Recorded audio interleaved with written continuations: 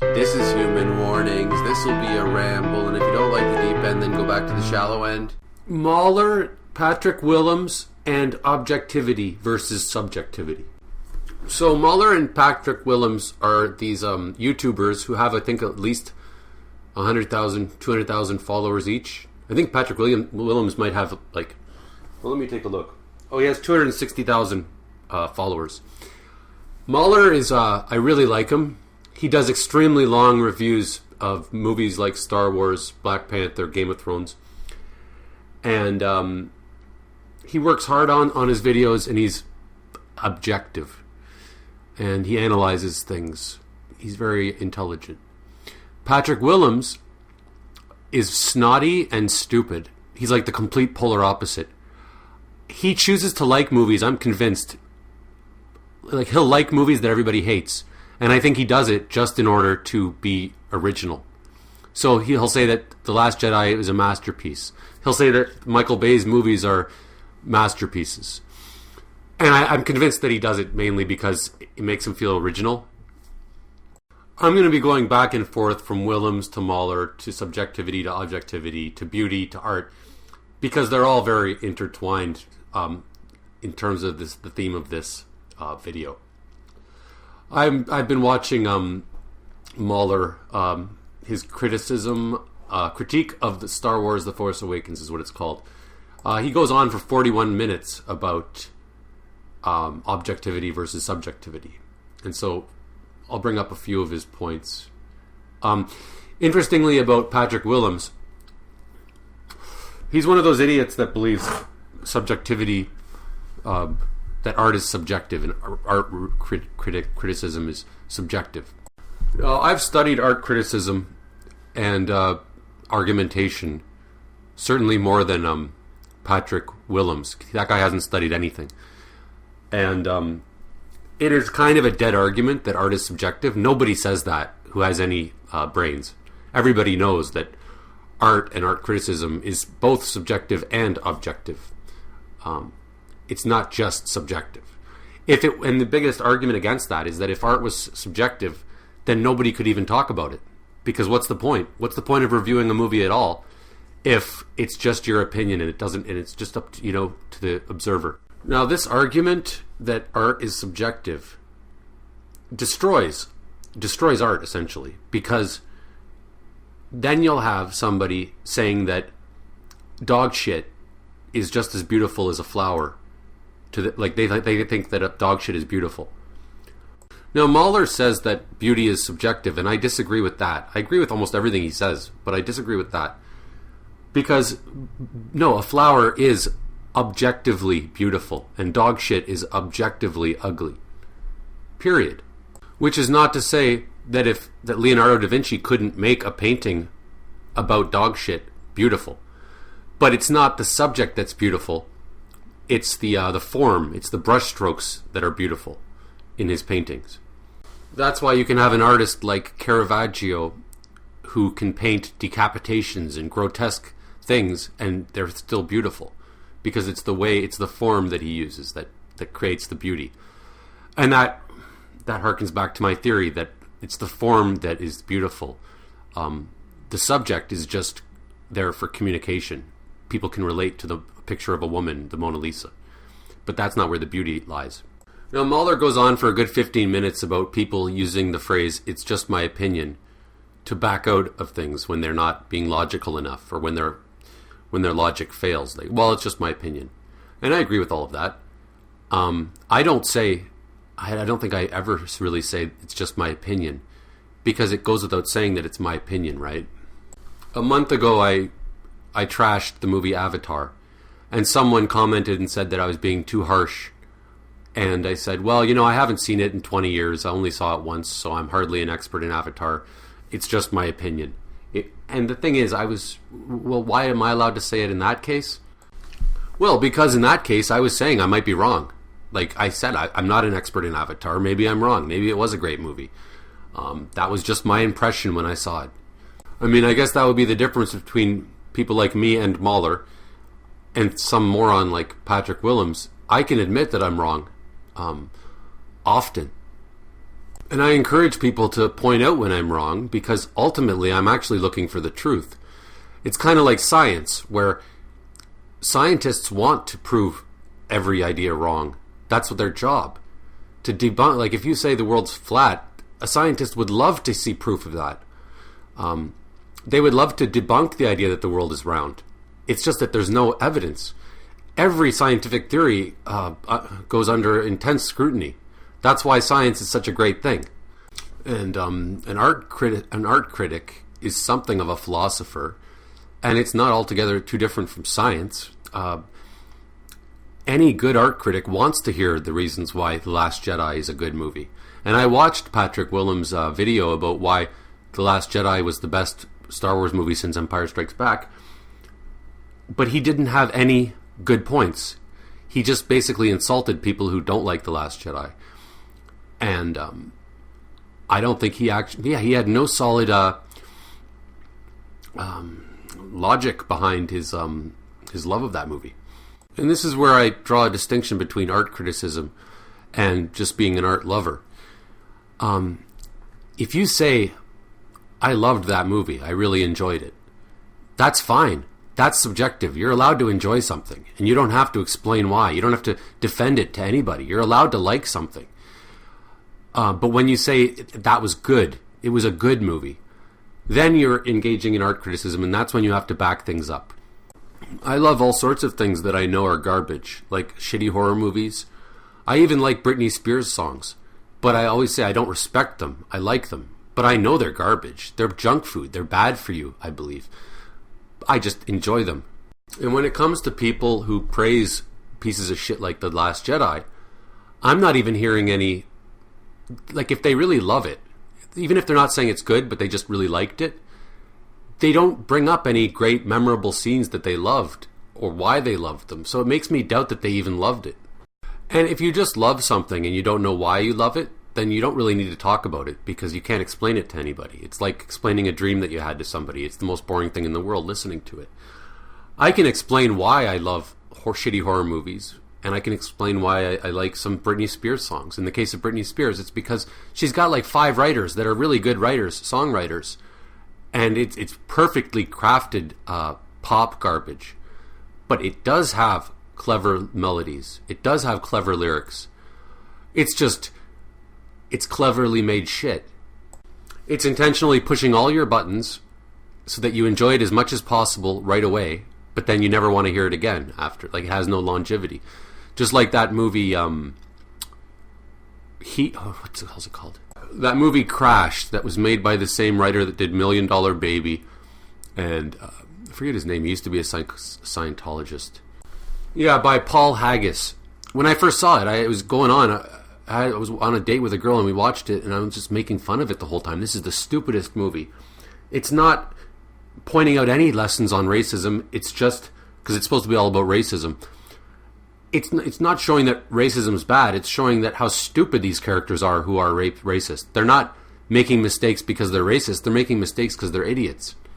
And my friend made a really good point about that movie and movies that this asshole... He's not an asshole. That this asshole makes. He tugs at all your heartstrings. He knows how to do that. But it's actually nothing. It's actually empty. And nobody will ever watch Crash again. But that year it won all the Oscars, and it was a darling of Hollywood. But it's a bullshit, empty movie that nobody will ever watch again. I mean, I guess that's the kind of movie where you can say I liked it, but it's not good. But it's okay to like it. It's just pop bullshit, though. It's crap. But it was fun to watch, I guess. Not for me, but for some people. And getting back to objectivity versus subjectivity, at the end of the day, people like myself and Mauler, and I will liken myself to him to a degree, because we think the same way. People like us, we encourage ourselves to be, like, we don't mind being wrong. We don't mind being proven wrong. In fact, we prefer it, because it's boring when you're right all the time. I play chess not so that I can win all the time, because you don't play a game like chess to win all the time. There's always going to be someone way better. Like, nobody would play a game if there's no chance that they would lose. Except for some insecure little dork like Patrick Willems. He's the kind of person who would only play a game if he could win, which just shows that he doesn't have any love for the game. He just likes the feeling of winning. When you're actually interested in something, you no longer care so much about whether you succeed as much as you care about the pure, you just love the subject matter. Like, I love playing chess. I'll never be Bobby Fischer, but I just really love it. And to continue with the chess analogy, there's plenty of people who I play online, because I just play randomly people all over the world on chess.com, and they will stop playing if I beat them, because all they care about is their rating, and they don't like the feeling of losing. And I can't understand that, because isn't the idea to actually get better, not just manipulate your rating? There's people on there that use robots. They cheat. And I don't understand that either. Why play chess if you just want to cheat? I mean, there's better ways of cheating in life. Why would you play chess? Why would you get into art criticism if you don't even give a shit about art? You just want to look like you're smart. And that's what somebody like Patrick Willems, that's what he amounts to. Like a hipster who just wants to look intelligent rather than having intelligence. Or choosing your opinions, your views, not based on logic, but based on how much attention they'll give you. When he decided to make a video about why The Last Jedi was a masterpiece, or why Michael Bay is a genius, I gotta think that he was doing it because he thought about how much attention he would get for having such views. And so his views are basically based on how much attention he'll get for his views, not based on any kind of logic or belief in the views. And I've been thinking a lot about how boring is kind of the best attack you can make against bad art, because it's more objective than saying stupid or ugly or social agenda. If you're boring, then you haven't stimulated or impassioned, if that's the right word, the audience. They should be gripped. They should have emotions stirred. And the opposite is just doing something really boring. The worst movies, the worst art of all time is boring. The Last Jedi is boring. That's the bottom line. As subversive as it wants to be, it's boring. And why is it boring? Because when you have something like Luke Skywalker throwing his lightsaber away at the very beginning, it's hard to have an engaging movie. It's as I've said before, yeah, when he throws his lightsaber away, everybody's like, whoa. So that's not in and of itself boring, but it closes the door for an entertaining movie. Now we have nothing to look forward to for the rest of the movie. So at the expense of the rest of the movie, he went for that. And that's why having a disjointed piece of shit story is bad, because it's boring. Having all the women in The Last Jedi automatically being smarter and better than the men is boring, because then we just know that no matter what happens, the women are going to do fine and the men are going to do terrible, and it's boring. You know, I was talking to a friend who wants nothing to do with this, the word woke and all of this stuff about women, because it's true. None of us complained about the Bond girls, about them being stupid. That didn't bother the men when women were portrayed as idiots or just bimbos in the past. So it is hypocritical for us to then complain about the men being stupid and how much that bothers us. But he was commenting on how Rose Tico was a terrible character, and it's not because she's a female. It's because she sucks. She's boring. That whole casino trip was boring. It was the most boring thing since the pod race. And it was more boring. And that's why having plot lines that don't affect the plot are a bad idea. They're boring. Who wants to go to a casino planet for no reason at all? And to save horses? How does that affect anything? It's boring. And maybe beauty is great because it's entertaining, and ugliness is boring.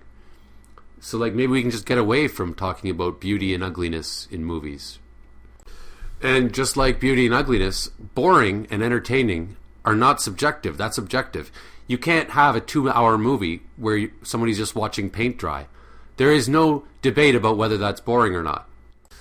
And I mean, this idea of subjectivity in art, I think it harkens back to even like Socrates, where Socrates believed what separated him from the what are they called? They were called sophists, Sophist. They believed in winning arguments based on rhetoric. So they took pride in the fact that they could argue anything, whether they believed it or not. And it was all about winning the argument, but no belief that there's actual truth out there. And then Socrates came along and said, no, there is objective truth, and I'm going to search for it. And so somebody like Mauler seeks the truth at all costs, even if they don't like it. Even if it doesn't work for them, they still are looking for the truth. Somebody like Patrick Willems doesn't even believe in truth. So he just wants to win arguments and get attention. And so that's why everything for him is subjective. There's no such thing as objectivity, because you would only need to be objective if you thought there was truth out there. And incidentally, I've come to the conclusion that these people aren't liars, because in order to be a liar, you have to believe in truth in the first place. But they don't even believe in truth, so they can say anything they want. They can say Black Panther was a masterpiece, and they can go... I mean, I could argue that anything. I could argue anything, too. I mean, it's just a matter of rhetoric, right? I could argue that a piece of shit is more beautiful than a flower, and I could give a million reasons why, because it's just a matter of rhetoric. And, you know, the strength of rhetoric is that it does win arguments, and it does get attention in the short term. But in the long term, it's empty. Why would anybody want to listen to somebody who's just praising something because they like to hear themselves talk and they just like to use word games to try to win things? But they don't actually believe anything they're saying. They're essentially wasting their time and yours, if you have any value of truth. And also, incidentally, everything here is incidentally related. The Last Jedi is a perfect example of the same sort of thought, the same sort of sophist thinking. Like, oh, wouldn't it be cool if Luke threw his lightsaber away? Yeah. And people will be debating that for a while. And no interest in telling a great story, because I don't think Rian Johnson believes in great stories. He just believes in subversion for subversion's sake. He's a pretentious person who just tries to pull fast ones to sort of win the argument. You know, these shitty dilettante artists, they have no beliefs that their art is based on. So they never hone their craft. Someone, to use the extreme example of the greatest genius who ever lived, Bach, he strictly followed the rules that he had of tonality. He was like so structured that it's not funny, and he never broke his rules, and that allowed him to create great art. You know, it's just funny to me. I mean, if you have no beliefs of your own at all, that you hold dear, that you hold sacred, that you'll never falter from, if you have no integrity, why would you even get into art? Why would you even have a YouTube channel where you talk about movies if you don't even believe anything you say, right? Somebody like this Patrick Willems or Rian Johnson, I'm convinced that they're only in it for attention and praise. That's all they care about. Or like Brett Ratner. These hacks, they just want to get as many subscribers or work their way up the ladder at the expense of everything. They're stupid, because if that's all you wanted was money or fame, there would be easier ways to do it than having a YouTube channel. If all I wanted was views, I would have giveaways, and if I wanted money, I'd try to sell T-shirts, or I would stage a publicity stunt. There are ways to get attention if that's all you want, but why masquerade as an art critic? And if you're reviewing movies, you're an art critic. And a comment on art criticism. I'm an irresponsible art critic because I should know everything about art criticism if I'm going to do reviews, but okay, fine, it's irresponsible. And I don't deserve respect for my reviews. They're just, well, what are they?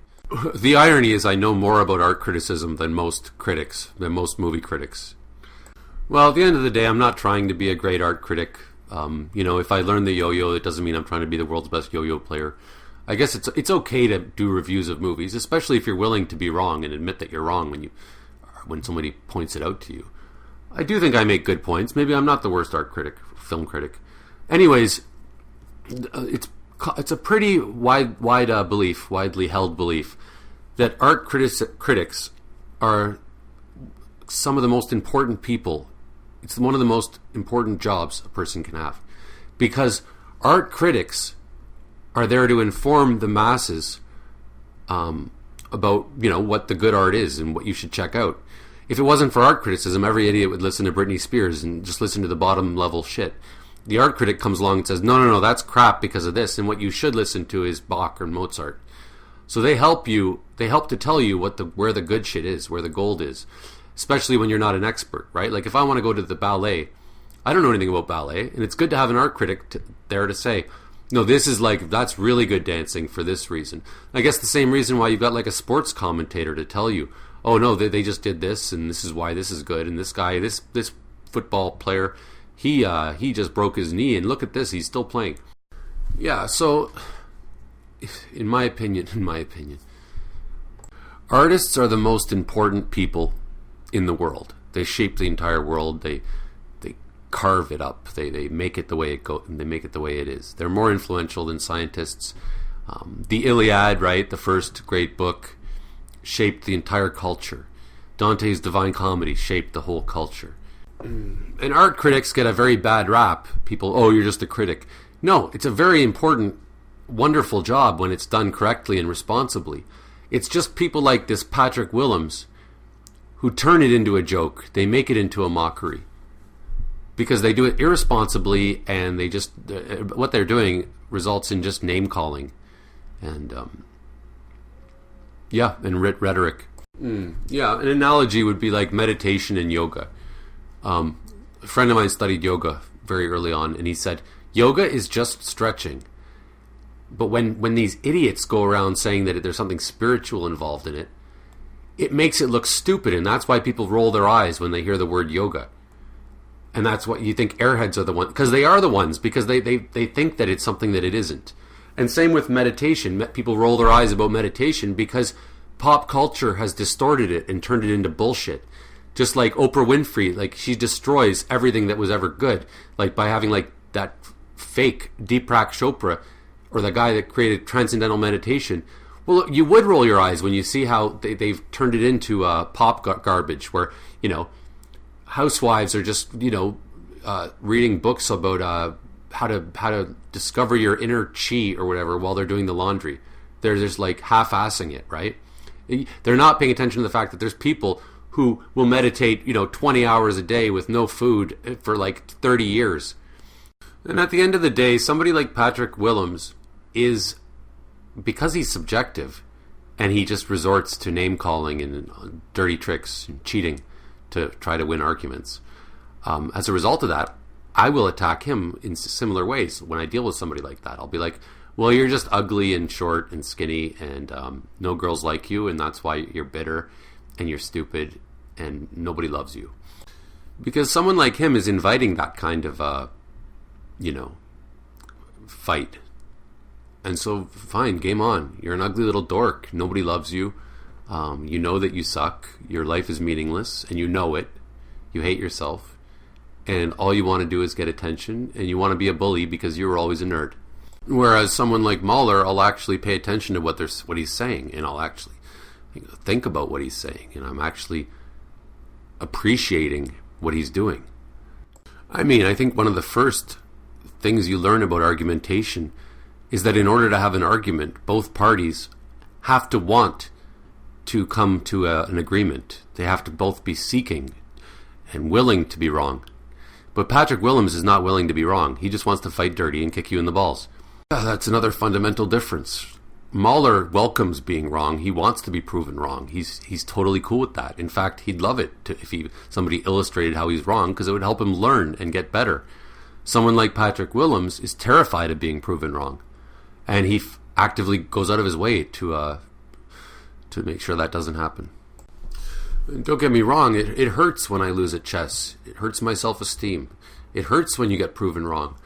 But we wouldn't do things if it was easy, if they were just easy.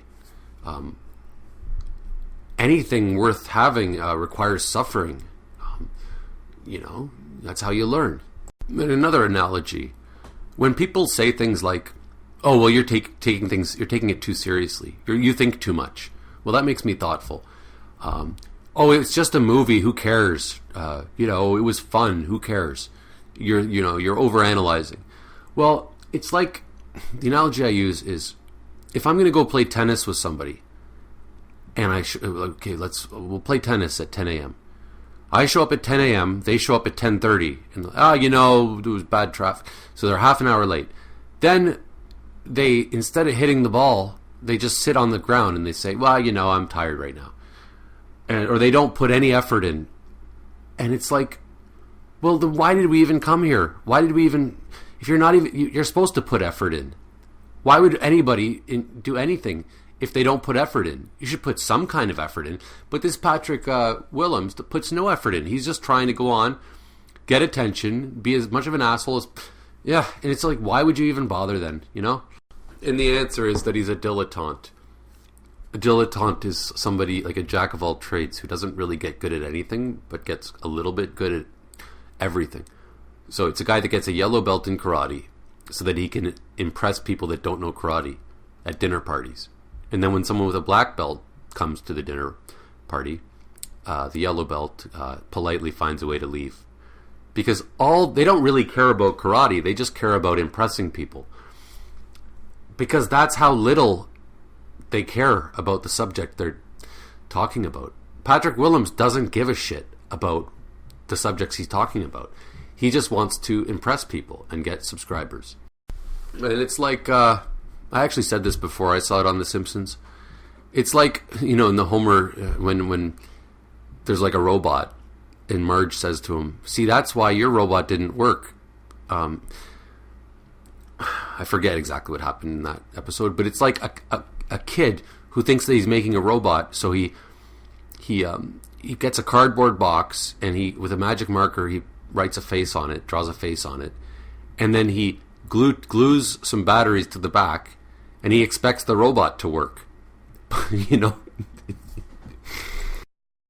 I mean, that's a pretty good analogy for the kind of arguments that Patrick Willems makes, and it's a pretty good analogy for the kind of movie Rian Johnson made with Last Jedi. He just thought it would automatically be a great movie if he, glued some batteries to the back and had Luke Skywalker throw his lightsaber away. But he didn't bother constructing a plot, putting effort into a wonderful plot, a wonderful story.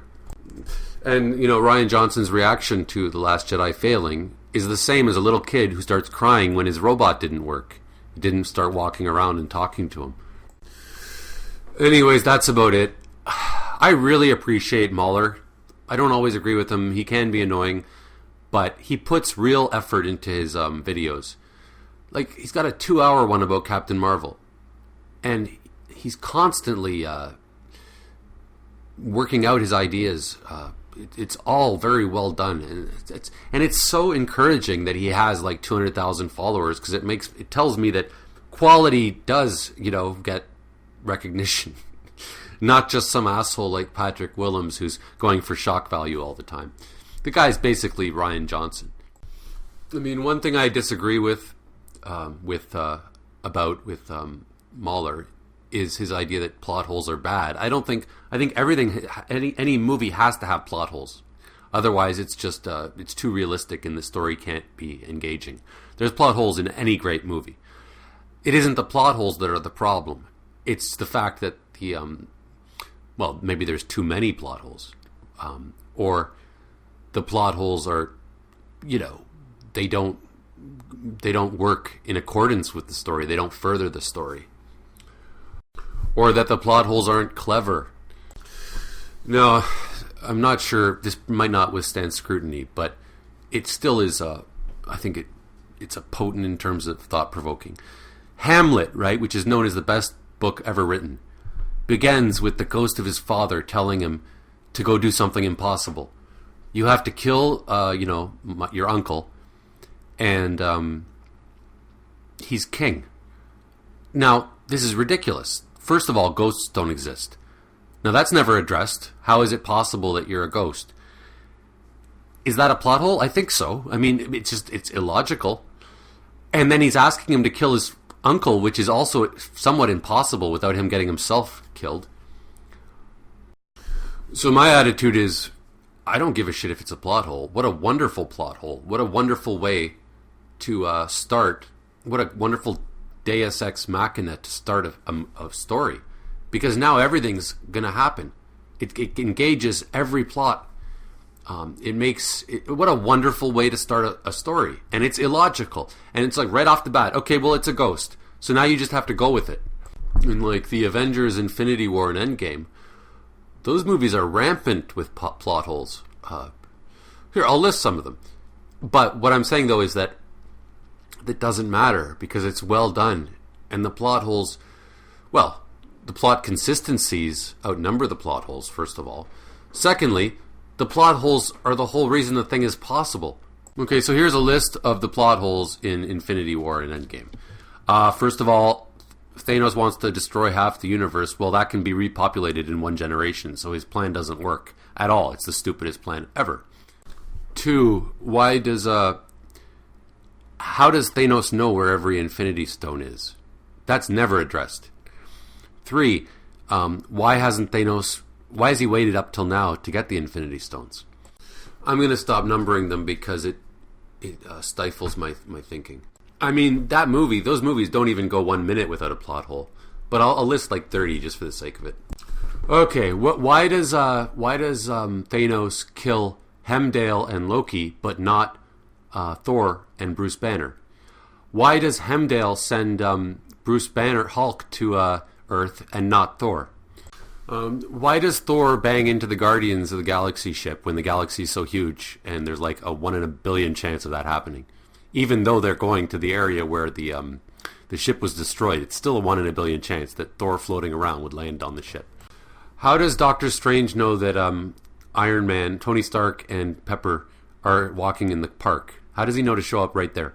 Why does Heimdall send Hulk to Doctor Strange's headquarters when he could have sent him to, Robert Downey Jr.?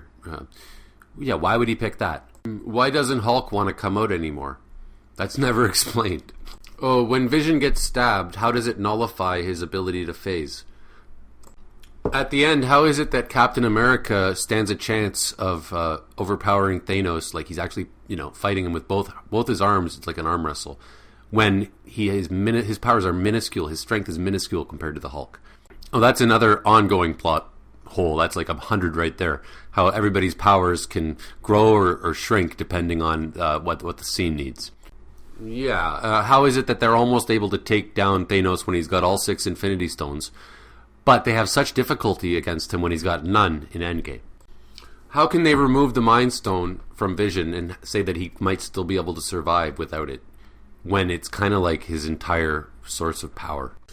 How is it that Tony Stark's suit is nanotech that can disappear or reappear at will, but then in Endgame he's got the helmet that he's using to record a message, and it's battered, it's beaten up?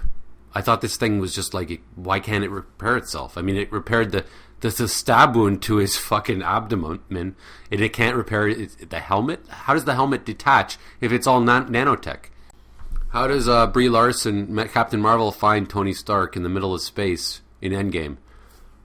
Does she have a homing beacon? Does she just know all the time where everybody is? Well, she doesn't, because she didn't know where Thanos was, so that's a plot hole. Why is it that every single character interaction, whenever any character meets each other, the heroes, they're always fighting at first before listening to what each other has to say? Like when the Guardians show up and they start fighting Spider-Man and Iron Man, why would they start fighting come guns a-blazing?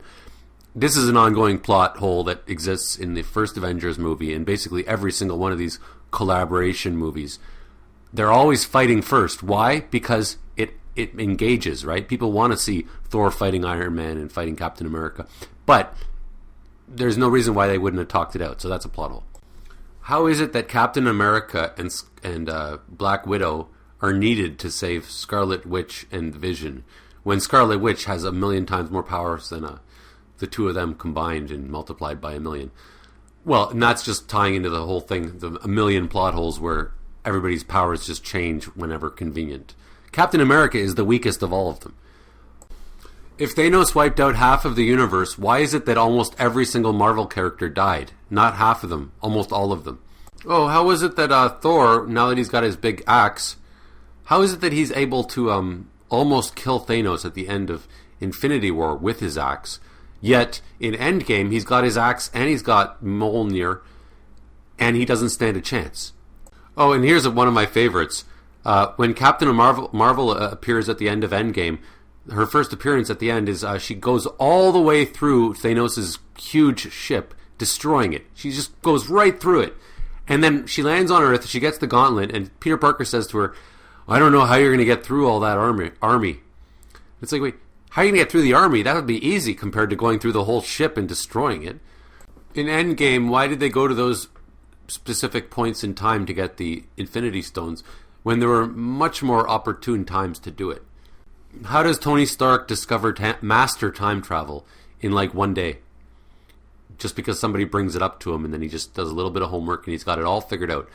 That's pretty goddamn convenient. I mean, that's the most important discovery of all time. And he does it in like one day. And like, since when is quantum physics one of Tony Stark's areas of expertise? It was never hinted at. That's a whole school of knowledge. I thought he was good at like mechanics and building machines. Oh, how did Bruce Banner merge with the Hulk? That just happens. It's never explained. It just happens so easily. Oh, when Tony Stark blows the ship in Infinity War to suck out that guy that's gonna like pierce Doctor Strange with needles, he goes, "Oh yeah, the kid's seen more movies," and he shoots the hole in the ship, and the guy gets sucked out into the to space. So you're telling me with all of this villain's powers of telekinesis, he can't stop himself from being sucked into space? At the end of Endgame, when Captain Marvel Peter Parker says, I don't know how you're going to get through all of that army. And then, well, that plot hole. And then all of the female characters show up and they go, she has help. Why are all the female characters right there? Why are no males helping? And Mantis, all she has is the power of mind control. She's frail and weak. What's she going to do to charge and help? She shouldn't even be in the war. She should be hiding.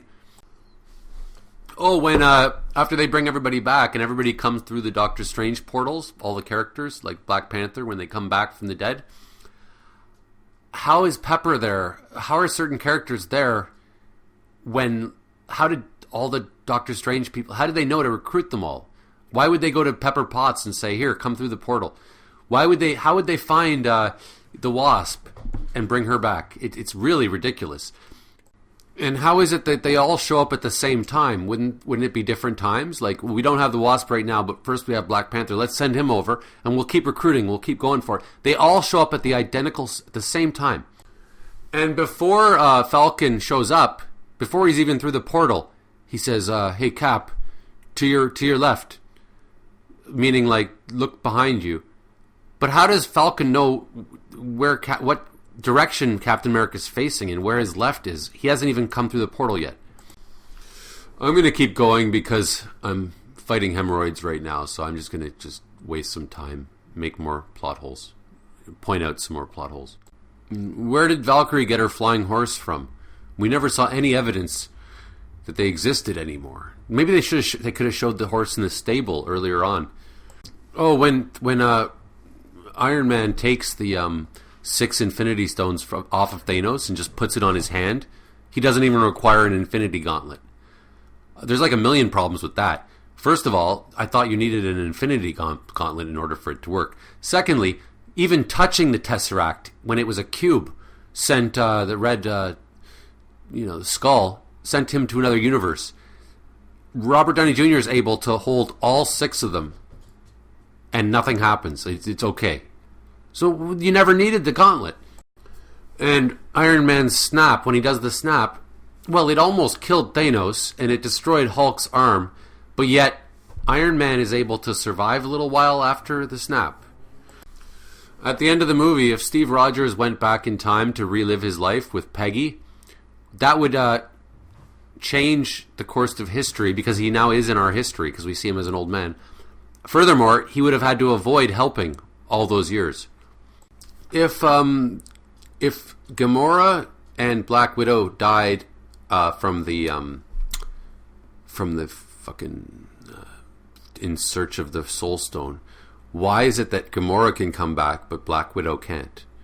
Because It doesn't make any sense that you can never get Black Widow back. We don't know why, though. Why can't you go back in time? Because that's exactly how Gamora came back. How is it that Thor can withstand the power of a dying star? I mean, that's a lot of power. I mean, that would make him just invincible. How the hell is Rocket Raccoon of any value? He's a tiny raccoon with a gun. He's the weakest thing imaginable. And this is a plot hole that just... he is a plot hole.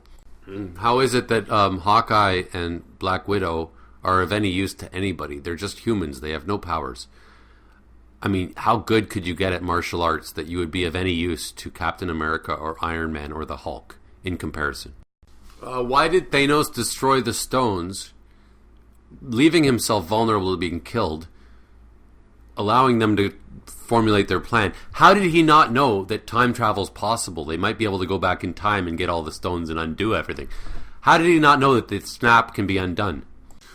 Scott Lang was trapped in the quantum realm for 5 hours, and 5 years went by. How does he make the huge logic jump that maybe they can go back in time from that? I mean, I don't know. It's kind of a wild thought. And why does everybody go with it that quickly?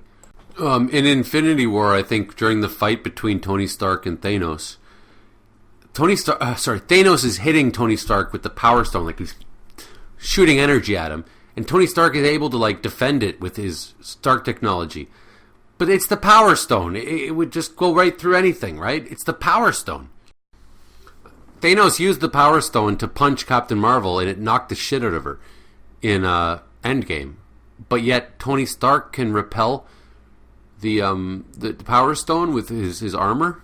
Oh, and speaking of his armor, what is his armor ever even made out of? We've never established that. Is it made out of iron? So iron can repel the Power Stone? What is it even made of? That's never addressed. That's a huge plot hole. Why is Thanos headed towards his homeworld for the climax of Infinity War? Why is he headed to his homeworld? What has that to do with anything? Why did Thanos adopt Gamora after destroying half her planet? Why didn't he just leave her with the other half of the planet? Now, this is not necessarily a plot hole, but it's never really dealt with. But he needs to adopt people. How does his love work? There's another fucking plot hole. I mean, it's not a plot hole, but it's never explained. It's never dealt with. Speaking of which, why is Nebula so loyal to Thanos in Endgame? Where does that loyalty come from? She must hate him. She feels powerless. However, she wants it. That's not really dealt with. Oh, and again with Captain Marvel, plot hole Marvel. That's the biggest plot hole of all. She could have just shown up and killed everybody, all the enemies. She could have killed Thanos and everybody in the blink of an eye because she has unlimited powers. I mean, if she can just fly right through Thanos' enormous ship, she could fly right through Thanos. Oh, how about this one? If Ant-Man can become 80 feet tall, why can't he just become 800 feet tall? Why can't he become the size of the planet Earth and just like eat of Thanos and all of his army? They've never explained why, yet there's a limit to how big he can get. Okay, why is it that after Hawkeye's family dies, he immediately decides to go around killing everybody, to be some ninja in Shanghai and killing mafiosos? Who would react like that? That's like a mass murderer serial killer. Who does that? Like, if my family died, I wouldn't necessarily go around killing everybody. So that was not explained. Why does Captain Marvel show up right at the climax of Endgame? Right at the same time, like literally 10 minutes after everybody else shows up at the climax of Endgame. Again, plot holes. And the thing is, I don't have a problem with them. I'm just saying that there are plot holes everywhere in every single movie. And I don't see the point in saying, oh, that movie has plot holes. Because what does that really, how does that help? And again, I don't give a shit about plot holes if they're done well. And they were done well in Endgame and Infinity War. And they were done terribly in The Last Jedi. Because in The Last Jedi, they were done boringly. So I would say that there's good plot holes and bad bad plot holes. Just like there's good sarcasm and bad sarcasm. There's good humor and poor humor. The plot holes were done well in the Avengers movies. They were done very poorly in Black Panther and Captain Marvel and The Last Jedi because they were boring movies. You know, and I guess the same is true about like the idea of plot armor or Mary Sue or the MacGuffin. These are all helpful terms, but they're terms for when it's done poorly. But that doesn't mean that they're bad in and of themselves. Plot holes are necessary. A MacGuffin is necessary. A Mary Sue is necessary. Plot armor is necessary. Nothing would happen in any movie that would be of any interest without these things. So I just don't think it helps to use them as like derogatory terms, but they are helpful just in recognizing when they fail. It's like a revelation I had where I realized you don't call somebody a liar unless they're bad at lying. You don't call somebody a snob unless they're bad at being a snob. If somebody's a really good snob, everybody looks up to them and they don't call them a snob. It's one of those things where you only call them on it when they're failing at it. Or an ass kisser. If you're really good at ass kissing, nobody will call you that. Same with being a liar. And same with plot holes. Nobody's going to point out plot holes unless you're failing with your plot holes. Nobody's going to call out your plot armor unless you're using really shitty plot armor. But which is not to say, though, that there's not good plot armor and there's not good uses of plot holes and good uses of Mary Sues. I mean, Neo from The Matrix was a Mary Sue, as far as I'm concerned. Every hero in every movie is a Mary Sue. That's why they're a hero. All right, so to conclude, I'm going to try to conclude in the future whatever I've been talking about. Patrick Willems is not a fan or a critic of movies. He's just there for shock value and attention. He prevents people like me from talking about the things that I'm talking about. Mauler is wonderful because he encourages people like me to talk about the things I'm talking about. It is a lot of fun and wonderful to talk about the nuts and bolts of how movies and stories work. And I have a passion for that. And it's, I think, my main point of this about plot holes and all of that is that they are not necessarily bad things. They just have to be used appropriately. And in the same way, there's nothing wrong with Patrick Willems being crass and stupid at times and attacking people, like going to very low levels. There's nothing wrong with shock value if it's used appropriately. But in the case of this douche, it's all he has. He doesn't have any points to make. I would gladly call somebody ugly or fat or stupid or retarded. I'm happy to kick somebody in the balls. But I would like to think that I've got something deeper in my main point. And this Patrick Willems has nothing. He just has the ability to kick people in the balls. I don't even know if he has the ability to do it. He just has the shock value element. And in the spirit of that, in the spirit of kicking people in the balls, because Patrick Willems is trying to kick everybody in the balls, look him up. Look him up on YouTube and see what a nerdy, ugly, skinny, scrawny dork he looks like. Just look at how ugly he is. And that'll answer all your questions about why does he say the things he says. This is a nerd bully. I created that idea. The nerd bully. The kid that was always bullied in high school. And now that he's got a YouTube channel, he's going to stick it back. Revenge of the nerd. You know, when people meet me, I'm 41 years old. When they meet me, they can't believe it when I say that I was actually popular in high school, because I guess I come off as a nerd. Because I got it out of my system. I'm no longer needing to get attention like that. And it reminds me of a great quote by Michael J. Fox, where somebody asked him after he got his Parkinson's disease, they go, does it bother you that you're no longer a heartthrob? Or that, you're kind of fucked up, that you're not as attractive. And he's like, no, because he goes, I already experienced that. I already was on the cover of Teen Beat magazine and all of that. I got it out of my system. I don't need that anymore. And someone like Patrick Willems never had that. he never was the hot guy. So he's still chasing after that. And that's the nerd bully. The kid that was always the nerd in high school, the football players made fun of him, and the girls said ooh when they looked at him, and now he's finally got a chance to stick it back to everybody. It's the revenge of the nerd bully. It's really funny. It's similar to the concept of the nouveau riche. Like, if you've been rich your whole life, nouveau riche means new rich. If you're old money, then you don't need to like wear jewelry and go to and dress up really nice and whatnot, because you've been raised like that. But people who they were born poor, they really want to show off, and they really chase money for the rest of their lives. And that's exactly what this guy's doing in terms of being cool or popular or getting 100,000 subscribers. He's forever chasing popularity.